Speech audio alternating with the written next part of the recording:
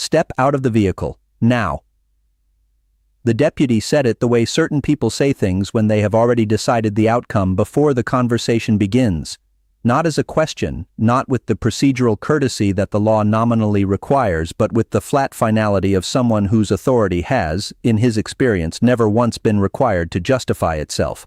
"This rig, we have reports it may be stolen. I'm going to need you out of the cab and on the ground." He stepped down from the cab the way he did everything, without hurry, without performance, with the specific economy of a man who has spent 34 years behind the wheel of an 18-wheeler and has learned that the road does not reward excess motion. He was 57 years old. He had large, deliberate hands that had pulled 1,000 loads across 43 states. He had a CDL with a perfect record. He had the bill of lading for this load: fresh produce, perishable destination 300 miles north, in a plastic sleeve clipped to the sun visor where it always was. He had registration, he had insurance. He had every document the law required him to have, organized the way a man organized things when he had been doing his job for 34 years, and understood that the road had rules and the rules were the protection. None of it was asked for. The deputy had already reached for the cuffs. "Hands behind your back." He complied. He said quietly and very clearly, "I own this truck. I have documentation. I would like to show you." The deputy said nothing. The cuffs went on.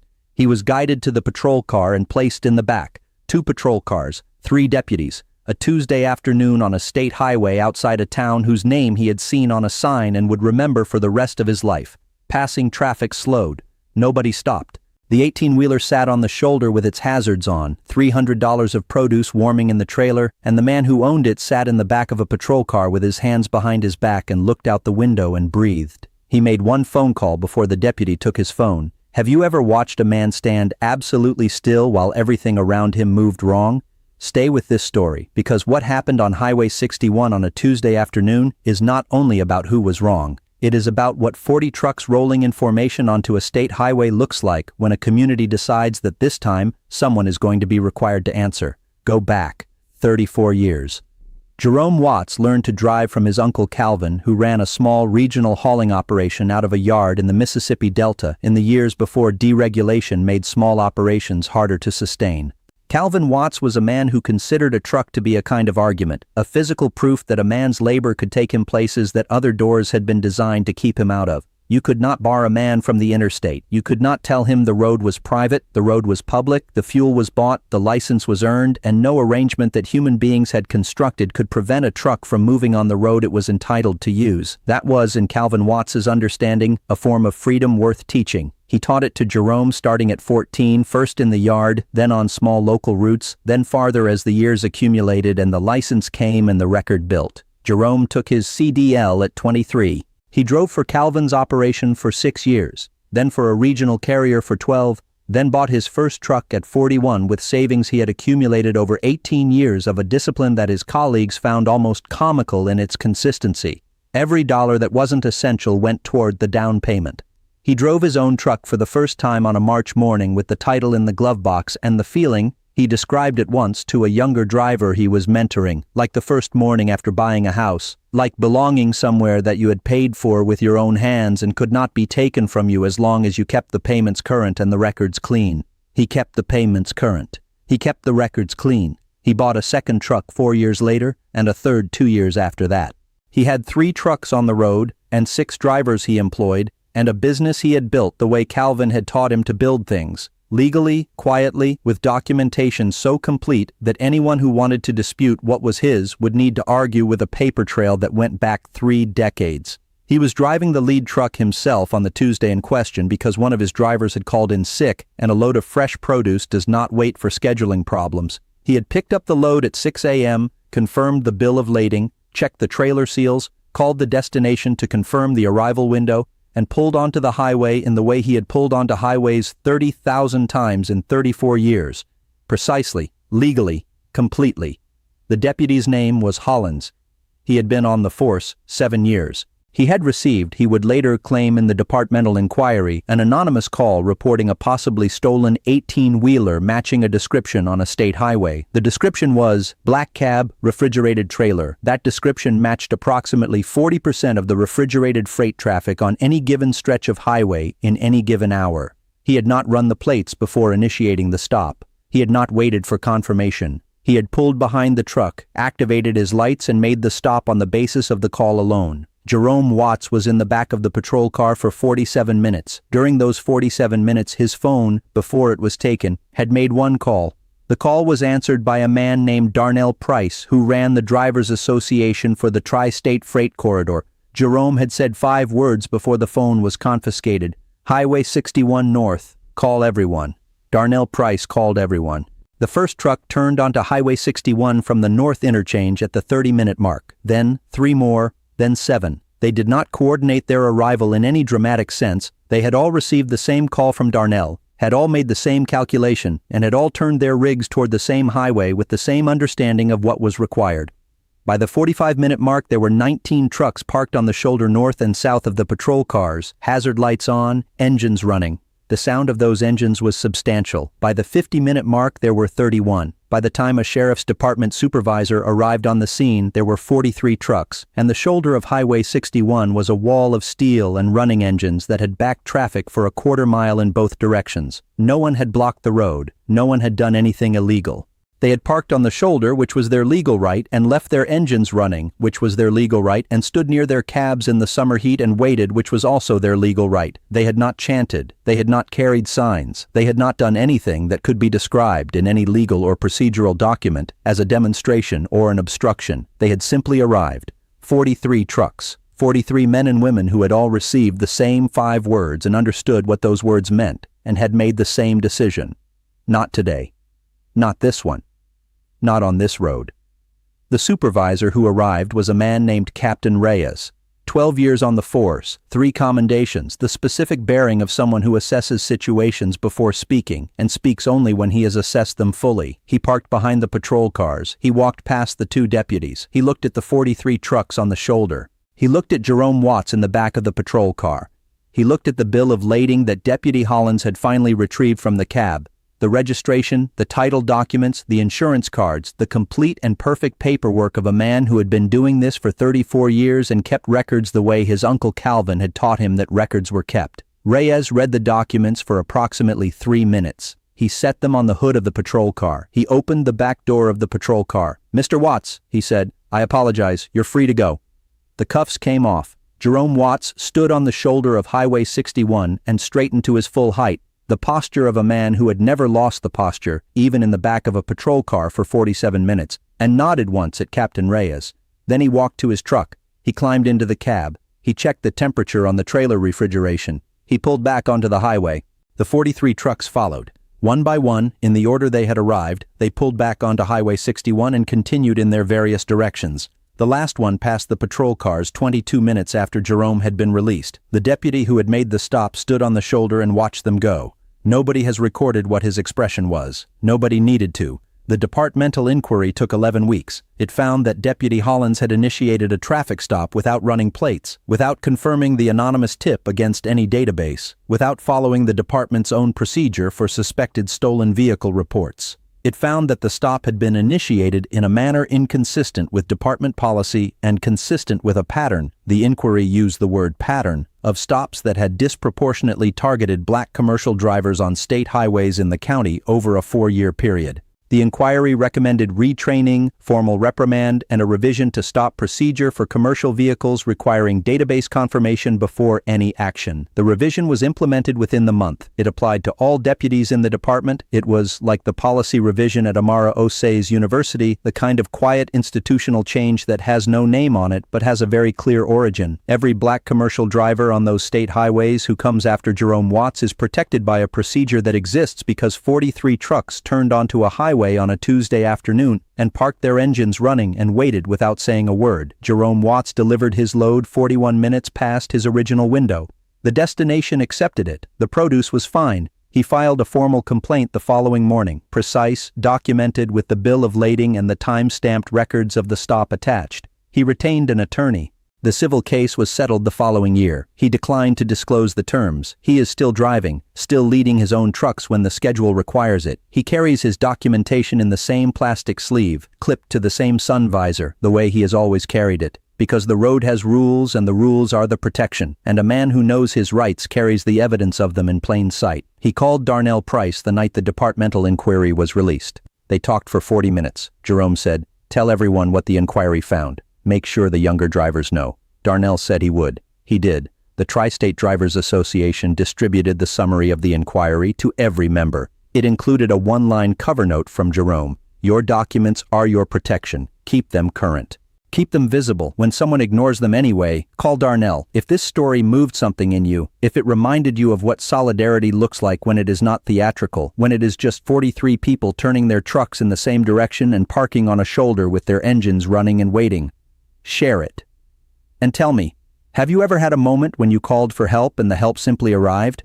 When the people who understood what the call meant showed up without needing it explained? Leave that story below. I want every word of it. Here is what really gets me. Not the inquiry or the settlement or the policy revision. What gets me is the 5 words. Highway 61 North, call everyone. 5 words on a phone that was about to be confiscated, spoken by a man in handcuffs to a man who would know exactly what they meant and exactly what to do with them. 5 words that turned into 43 trucks. 5 words that turned into a wall of engines on a state highway and a captain reading a bill of lading on a hood and a back door opening and a man straightening to his full height on the shoulder of a road his Uncle Calvin had taught him belonged to anyone with the license, the fuel, and the documents. Here is my question. Think about those 43 drivers. Think about what each of them stopped doing when Darnell's call came through. They had loads to deliver. They had schedules. They had employers or clients or their own books to keep. They stopped all of it. They turned their trucks and drove to Highway 61 and parked on the shoulder and ran their engines and waited. Not because Jerome Watts asked them to stay or because anyone had organized a protocol. Because they had all, at some point in their careers, been Jerome Watts. Not necessarily on that highway or in those cuffs, but in the specific familiar moment of being told by someone with authority that the documentation they were carrying did not matter, that the license they had earned did not count, that the road they were on did not belong to them. They had all been in that moment. They knew what it cost, and when Darnell's call came, they made a decision that had nothing to do with strategy and everything to do with the specific durable knowledge of people who understand that rights undefended are rights eroded. That a road unsecured for one is a road unsecured for all, that the wall of engines on a shoulder is not a protest. It is a reminder, a loud running 43-truck reminder that someone is counting, that everyone is counting, that the documentation matters and the license matters and the man in the patrol car matters and none of it will be quietly absorbed this time or any time. Calvin Watts would have understood. He taught Jerome that a truck on the road was a form of freedom. 43 trucks on a shoulder is a form of love, the kind that shows up with engines running and doesn't need to say another word. Let me stay for a moment with what those 47 minutes cost, because the story moves quickly past them in the way that stories often move past the interior of difficult things. The inquiry took 11 weeks. The civil case took a year. The policy revision happened within the month. But the 47 minutes, Jerome Watts in the back of a patrol car, hands cuffed, phone gone, $300 of produce warming in his trailer, and 34 years of clean record inaccessible to anyone who wasn't looking for it. Those 47 minutes are the center of the story, and they deserve to be held with the same attention as everything that followed. He breathed. That is what he described to a friend later when someone asked how he managed to stay calm. He said, "I breathed. I looked out the window. I thought about the bill of lading on the sun visor and the fact that everything I need is in that truck, and eventually someone is going to look at it, and when they look at it they are going to see that I am exactly who I am and this truck is exactly what it is, and the only variable I do not control is the time." He said, "I had Calvin's voice in my head. Calvin always said the road doesn't care about your feelings, it cares about your documentation and your skill. I had both. So I breathed and I waited. That is not a small thing. That is one of the hardest things a human being can do, to be certain that the truth is on your side and to breathe through the time it takes for that truth to become legible to someone with the authority to act on it. Some people cannot do it.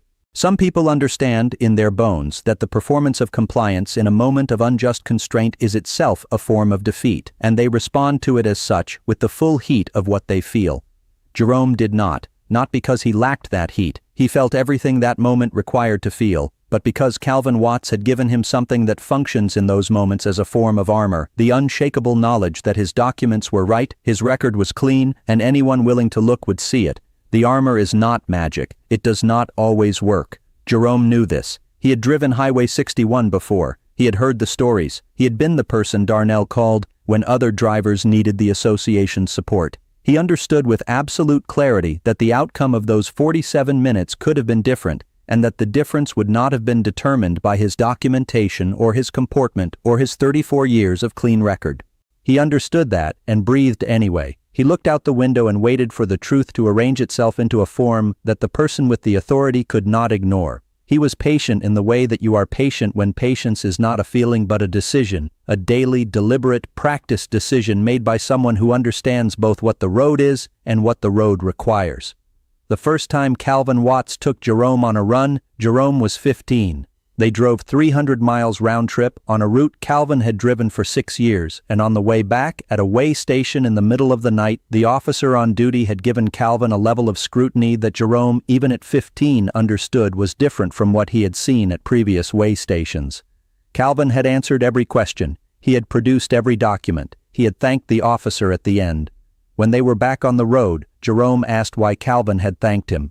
Calvin said, "Because the truck is still moving. When the truck is still moving, you say thank you and you keep going. You never let them have your anger. Your anger is yours. The road is yours. Keep both." He said, "The documents protect the truck. The composure protects you. Never give either of them away for free." Jerome had kept that instruction for 34 years, the same way he kept his bill of lading, in a place where it was accessible, where it could be produced when needed, where its presence was so consistent that it had become simply part of the structure of how he operated.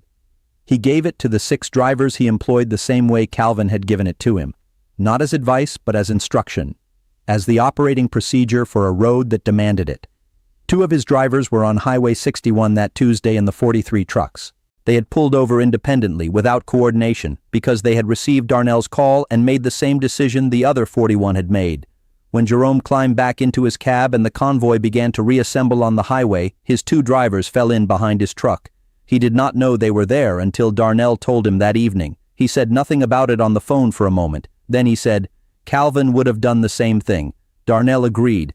Calvin Watts, who had died a decade ago, would have turned his truck without hesitation. He had always believed in the road as public and as shared. He had always believed that what was taken from one driver on one stretch of highway was taken from all of them on all of it. He would have pulled onto Highway 61 and parked his engine running and waited with the others, because that is what you do when the road that belongs to everyone is being used to take something from one. You show up, you run your engine. You wait. The county where the stop occurred has since installed camera systems at the 3 primary commercial truck waypoints and highway interchange areas. The systems were funded partly by a transportation infrastructure grant and partly by a regional advocacy fund. Jerome Watts did not participate in the advocacy effort personally. He submitted a written statement to the county commission, 3 paragraphs, and returned to his roots. He considers the cameras a practical measure, not a monument. They are documentation. They are the road's own record of what happens on it. That is all he ever wanted. Not ceremony, not acknowledgement, just the record, current and visible, the way he has always kept his own. His Uncle Calvin's rig is still in Jerome's yard. It does not run anymore. The engine finally gave out 8 years ago, and Jerome decided the repair cost was not worth it, given the truck's age, but he has not sold it. It sits at the back of the yard under a tarp that he replaces every 2 years. He does not look at it often, but it is there, the same way certain things are always there, not for use, not for display, but simply because some objects have absorbed enough of a person's meaning that letting them go feels like losing the conversation. The tarp goes on, the truck stays, the road continues, the documents are in the sun visor where they always are. Jerome Watts is still driving. He was on Highway 61 again 3 weeks after the inquiry was released. He did not stop to mark the occasion, he simply drove it, the way his uncle taught him to drive a road that had given him trouble, with documentation, with composure, with the specific, deliberate calm of a man who has always known where he belongs and has never needed anyone's permission to belong there. There is something about the image of those 43 trucks on the shoulder that I keep returning to. There is no confrontation. No speech, no dramatic moment in which someone plants a flag. There are simply trucks, running engines, the functional presence of 43 people who received a call and showed up and parked and waited. The image is quiet, if you can call 43 diesel engines quiet. Its power is not in what it says, but in what it is. Proof of community, proof that the call went out and was answered, proof that the road is shared and that what happens on it to one is understood by everyone who uses it as happening to all of them. Calvin Watts taught Jerome that the road belonged to anyone with the license and the documents. What 43 drivers proved is that it also belongs to anyone who shows up for it, who turns the truck when the call comes, who parks on the shoulder and runs the engine and waits. That is the full inheritance, not just the license, but the community of people who know what the road costs and are unwilling to let it be taken from any of them without presence felt. Jerome Watts delivered his load, filed his complaint, kept driving. The road continues, and everyone on it knows that 43 engines will start if the call goes out. The road belongs to everyone who shows up for it. It always has.